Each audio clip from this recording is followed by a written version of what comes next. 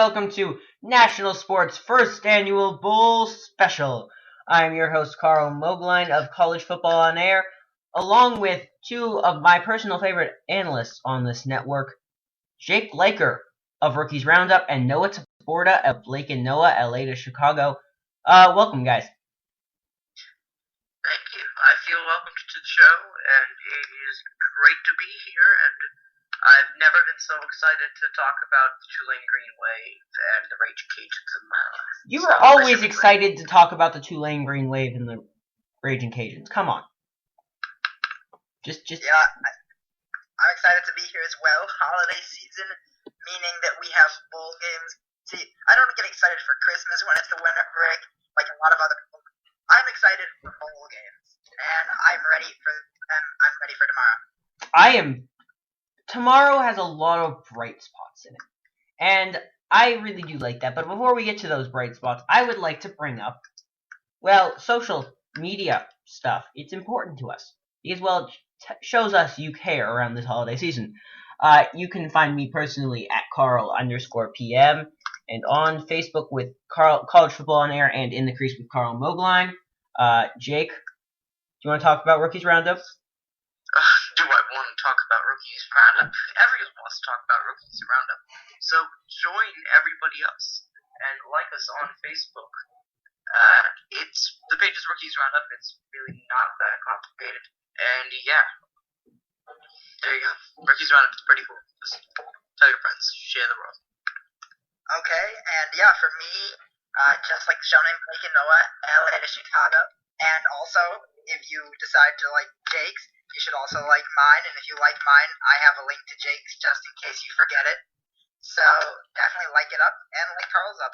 And overall, just like the National Sports Facebook page, because that's where we post about all our great content. Every page. Just any page you can find, just like it. Just go on Facebook, and anything that even sounds familiar as sports-like to us-ish, just like it. I would like to give a shout-out to Jake's favorite person in the world, Quinteris Toppings. Yes.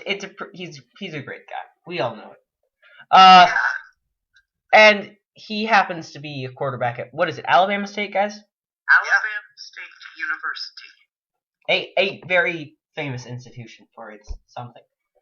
Guys, on Facebook, he just posted he had a 3.65 GPA, so congrats to him. Congratulations to Quinteris Toppings. To put the icing on the cake, Toppings wants to be a nurse. Yeah, we don't shamelessly stalk. Yeah, never mind. We really do shamelessly stalk Quinteris Toppings. And shamelessly fun. Yeah, Jake has fun with this. That's kind of the intro, so I guess that means we actually get to move into the bowls and stuff. It's crazy. We are going to start and go in chronological order.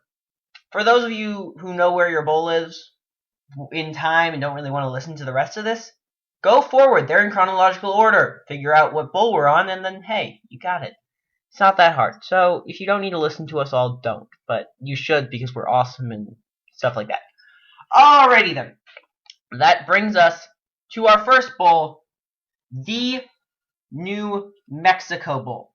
This is a bowl pitting 7-6 Colorado State and Washington State. Jake, who do you have, and where is your confidence rating on that team? On a scale of 1 to 35, I have 9 on Washington State. I don't feel... The thing with Washington State is that the way they finished the season, they sort of limped to the end, but I do think that it's been such a long wait for them to finally get back into a bowl. Now that they're here, they will seize the opportunity. Mike Leach will lead this team to a victory over Colorado State. Well, and this is to... Yeah. Noah, please make your pick. Okay, so I have it slightly below you. I have it 7 in a confidence rating, and I have Washington State. Because despite some of their struggles, they are a good team. They do have some talented players. And I think they're going to pull it out. I mean, you saw the loss against Washington. They stayed in it. The game against Auburn at the beginning of the year, even though Auburn obviously wasn't the team they are right now, they competed in that one as well. So this team, I think that they have what it takes to knock off Colorado State. Because, Colorado State, you see against the competition they played, it's not necessarily the same level as what Washington State played against. I'm going to agree with you guys on the Washington State part. This is a team that hasn't been to a bowl since 03. Colorado State hasn't been to one since 08. I mean, this is 2 long droughts. But I have Washington State at a much higher 25 on my confidence rating. So I don't know what I'm not seeing. But Colorado State has not impressed me whatsoever this season. They just seem kind of It's a good word for it. Alright, moving on to our next game. The Las Vegas Bowl, shockingly in Las Vegas. It is the Royal Purple. Yeah, Royal Purple Las Vegas Bowl. And no, that's not a gentleman's club. Number 20, Fresno State takes on number 25, USC. A delightful, double-ranked game in the first day of bowling. I think this is nice. Jake, your thoughts? Listen, with Ed O out, the coaching carousel, I mean, I don't know, in interim, first game is a bowl game. Derek Carr and the rest of the Bulldogs have a bitter taste in their mouths coming off the loss against San Jose State. Yes, it probably wasn't very pleasant for USC to lose, but to use the play. But Fresno State was so close. Their offense is just too good, and I don't think their defense will fall apart again. They have legitimately beat USC 23 on Fresno State. They're a much better team. Oh, I have it a little lower once again. I have it at 15, and I'm going with USC because Fresno State, well, they're not necessarily coming off a loss. They're coming off a win against Utah State, and though Derek Carr will be playing in his last game, most likely Marquise Lee also could be playing in his last game, and I think he's going to definitely want to put on a showing. And besides that game against UCLA, you saw the past couple of games, the 5-game win streak by USC, and I think they're going to extend that in. I think they want to get off to a good transition into next year, saying, look, we just got this bowl win. Let's use Sarkisian comes and we can be even better. All right. By the way, that 5-game winning streak was behind Ed Orgeron, and now he is no longer there. If you're doing this by who wants to win, I think this game probably means a lot more for Fresno State. I don't think it only means about who it wants to win. I think that Fresno State, I'm saying they're a very good team, and I think it's going to be a very close game, and that's why they are lower. It's lower on my confidence because it's that close. But really, the teams they've played haven't been phenomenal, and I just think USC against a lot of the big teams have been much more impressive, except for that UCLA game, obviously, where UCLA just came out and said, we're the better team. We own LA. But, Stanford, they managed to win that game. And some of their losses, like the Arizona State game, just wasn't good. And, of course, they did lose to Washington State. But I just see this USC team right now as the better team. But I do expect it to be a very tight game. And, it really wouldn't surprise me if Derek Carr was able to lead Fresno State to a win. Well, I have Fresno State a little lower than Jake does at 13. But I fully expect Derek Carr to take over this game. He's currently projected by ESPN insider Todd McShay as the number 7 draft pick in the next NFL draft.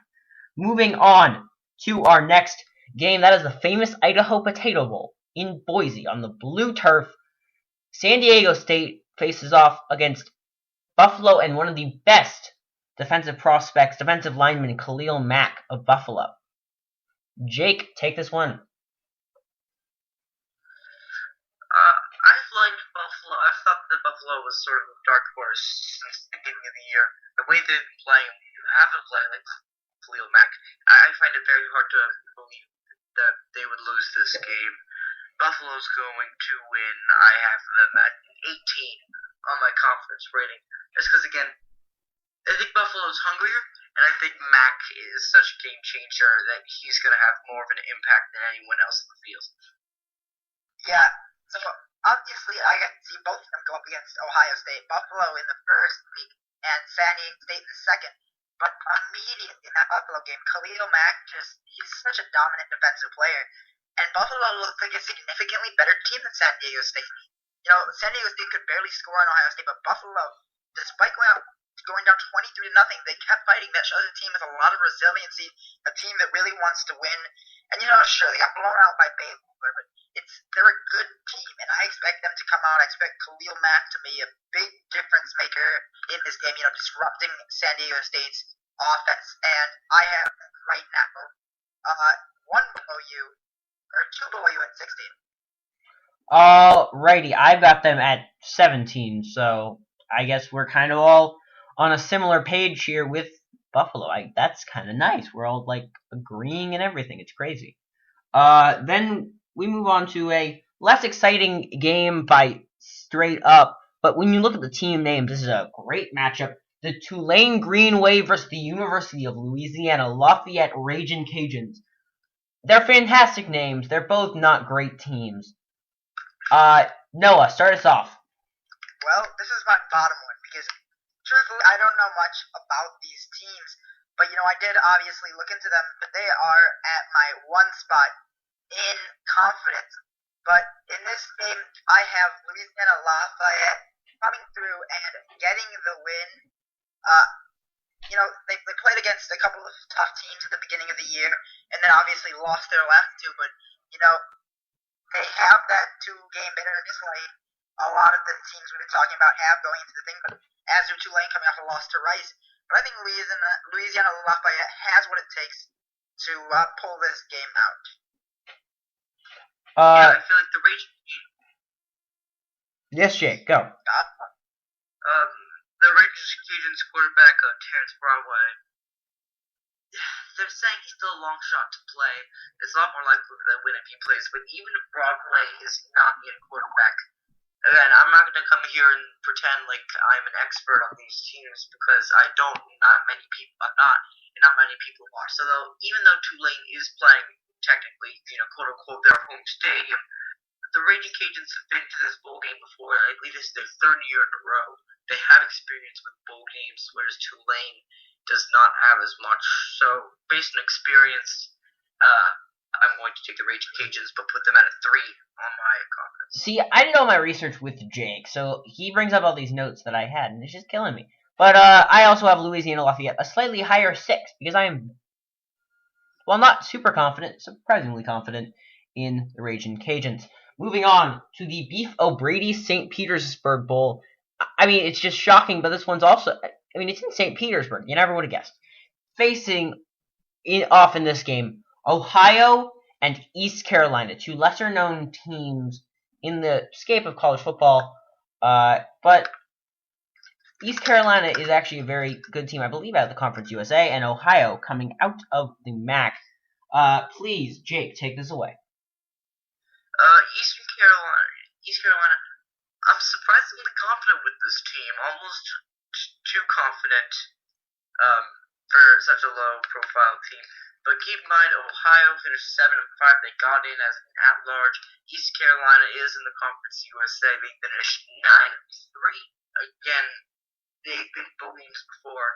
They have experienced success before. Ohio, I just don't see Ohio being ready. I like Justin Hardy. I like Shane Carden. And I think that this team is going to have their way with Ohio. I'm going to put 30 points on East Carolina. The way they played is really good. Pretty impressive resume for a non-EQ school. They beat North Carolina 55-31. They beat North Carolina State 42-28. They narrowly lost to Virginia Tech 15-10.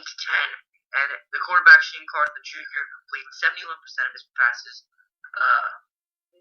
Nearly 4,000 yards, 32 touchdowns, and the Pirates averaged over 40 points per game, number 10 in the FBS. So if it comes down to a shootout, the Pirates will have no problem. 30 points for East Carolina.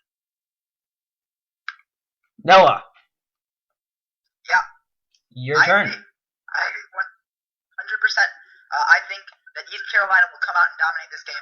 Of course, behind Shane Carden, who looked very good. Of course, Ventavious Cooper finished 5 yards short, but rushed for 4.9 yards to carry, so that's not bad. 5 yards basically. You've got Breon Allen and the rare carries that he got, almost rushing for 5 yards a carry. And of course, you said Justin Hardy, over 1,000 yards, in fact, 1,218. But Ohio, I just look at them. Tyler Tettleton, not that great of a quarterback. They don't have a 1,000-yard rusher, really anybody close to it. And to some of their games you look at, I just don't feel confident with a team that really just got destroyed in basically every single one of